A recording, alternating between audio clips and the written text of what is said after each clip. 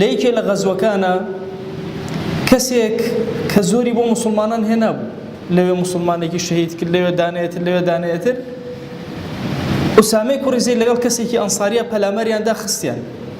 کە خستیان و کەوت زانیتر تەواو مەجالی نییە ئەکوژرێ هاواری کرد لا ئیلاهە ئیلا الله کەسە ئەنساریەکە گەڕاوە دوایەوە زەیدی کوڕی حارثە کوشتی کاتێککە هاتنەوە هەواڵی نەسرەتیان دا بە پێغەمبەر صلی الله علیه وسلم و ئەمەشیان بۆ خۆشەویستمان گێڕایەوە زۆر عاجز بوو لە زەید چەند جارێک تکراری کردە وتی ئەو وتی لا ئیلاهە ئیلا الله تۆش هەر کوشتێ والله یا رسول الله صلی الله علیه وسلم كان متعوذا ئەویست بەوە خۆی پەنابا خۆی بشارەت وێنە ئەگەنا موسڵمان نەبوو ئەفەلا شەقەقتە قەلبەهو ئەی نەئەکرا دڵی لەتکەی بزانی لە ترسا وتوێتیان نا ئەفەرمێ ئەمەندەی ئەم کەلیماتانە تکرار کردەوە سەرزەنشتی کردم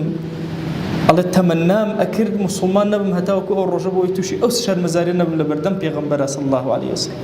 فەرمووی ئەی ئوسامە كيف تصنع بلا إله إلا الله إذا جاءت يوم القيامة أقول الرجي قيامة أم شيء لا إله إلا الله هات